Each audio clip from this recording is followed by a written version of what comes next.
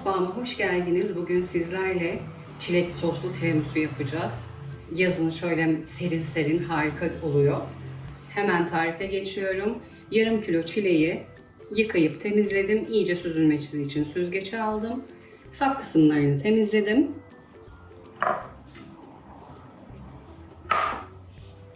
Tenceremin içine alıyorum. Küçük çay bardağıyla yarım çay bardağı toz şeker ekliyorum. Hiç su eklemeden ocağa alıyorum. Kısık ateşte çilekler yumuşayıp birazcık kıvam alana kadar pişiriyorum. Çilekleri ocağa aldım. Ocağın altı oldukça kısık. Yüksek ateşte yaparsam hiç su eklemediğimiz için çilekler yanar. Kısık ateşte suyunu çekene kadar, kıvam alana kadar pişiriyorum. Kapağını kapatıyorum. Çilekler pişene kadar ben de muhallebisini hazırlamak istiyorum. 2 tepeleme yemek kaşığı nişasta,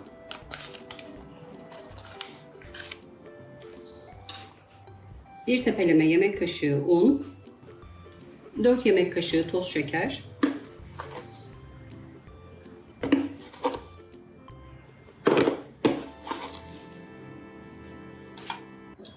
1 adet yumurta,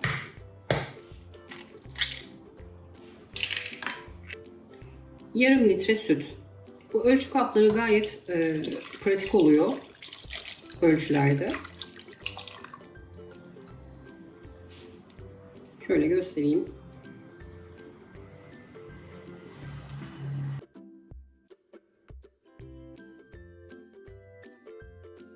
Ocağa almadan önce pürüzsüz olana kadar çırpıyorum.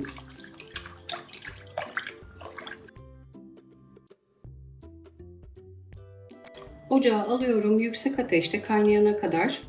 Kaynadıktan sonra altını kısıyorum. Kısık ateşte 1 dakika kadar pişirmek yeterli oluyor. Karıştırmayı hiç bırakmıyorum kaynayana kadar, topaklaşmasın.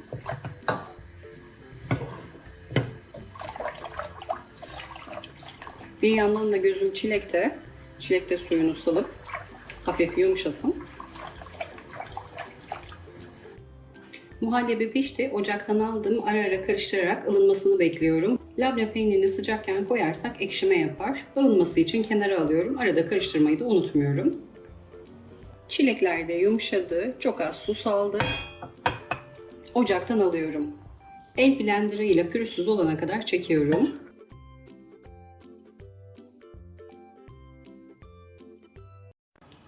Karıştırmayı hiç bırakmadan silme 1 yemek kaşığı nişasta ekliyorum.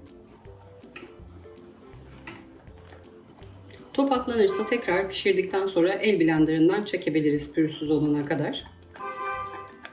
Ocağa alıyorum. Kaynayınca 1-2 dakika pişirmek yeterli. Hafif bir kıvam alsın. Çileği cam bir kaseye alıyorum.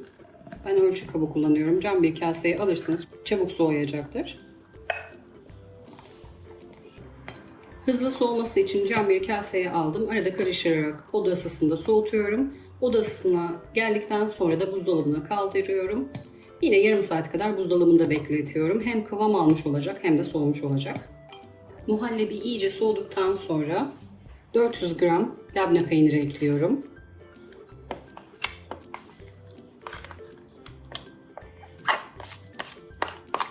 Mikserle pürüzsüz olana kadar çırpıyorum.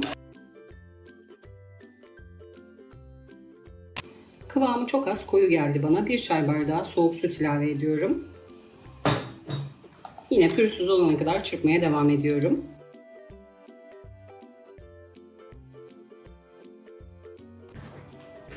Kıvamını da göstermek istiyorum. Şöyle kenarlarından ortaya doğru bir toparlayayım.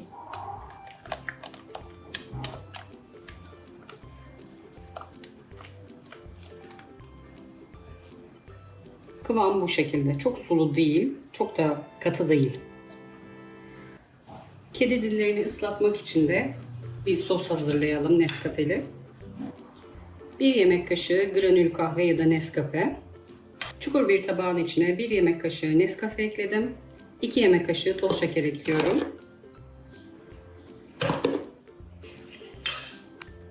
2 yemek kaşığı sıcak suyla Nescafe'yi öncelikle eritiyorum.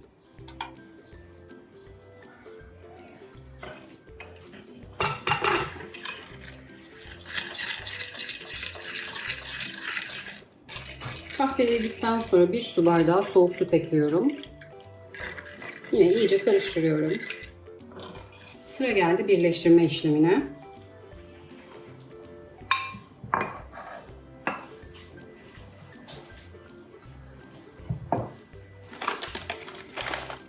...200 gramlık kedi dili bisküvilerim var.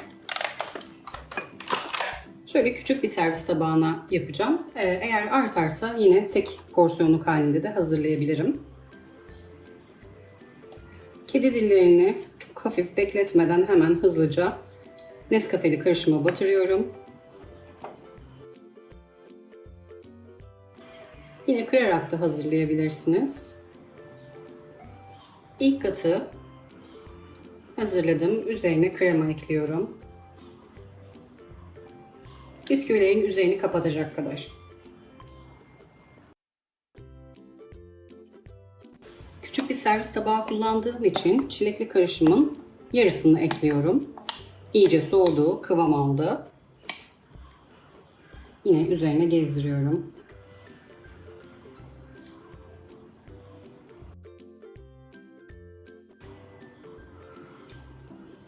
Üzerini tekrar kedi diliyle kapatıyorum.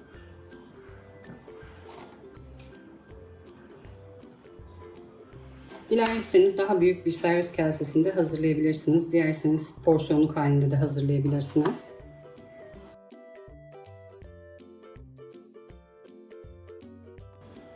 İkinci katın üzerine de kremayı yayıyorum.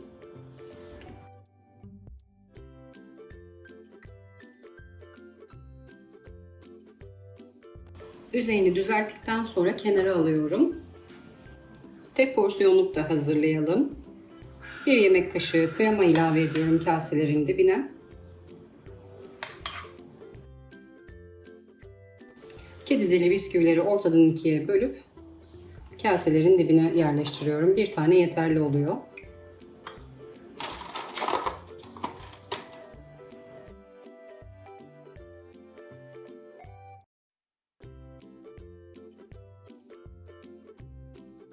Bisküvilerin üzerine kremayı yaydıktan sonra yine damak zevkinize göre 1-2 yemek kaşığı kadar çilek püresinden,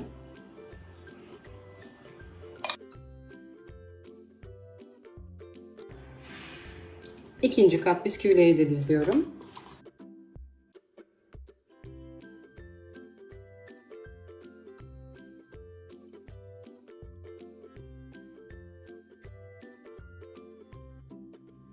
Üzerlerini streç filmle kapatıp buzdolabına kaldırıyorum. Akşamdan hazırlarsanız çok daha iyi içine çekiyor.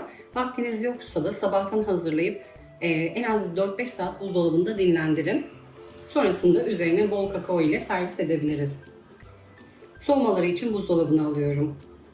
Çilekli tiramisu soğudu. Üzerine bol kakao serpiyorum. Bir süzgeçle serpersem yer yer topaklanmalar olmaz. Bu şekilde daha güzel oluyor. Kenarlarını temizledikten sonra bir dilim kesmek istiyorum.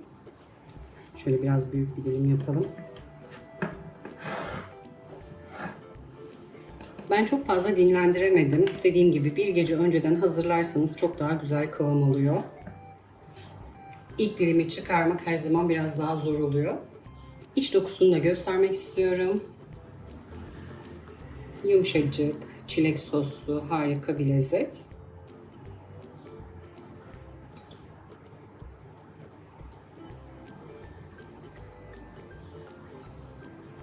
Çilekli tiramisu'yu daha önce denemediyseniz mutlaka deneyin. Sorularınız olursa yorum kısmına sorularınızı bekliyorum. Gördüğüm an size dönüş sağlıyorum. Kanalıma hala abone değilseniz abone olmayı, sevdiklerinizle paylaşmayı, yeni tariflerimden haberdar olmak için bildirim zilini açmayı unutmayın lütfen. Bir sonraki tarifte görüşmek üzere. Herkese afiyet olsun.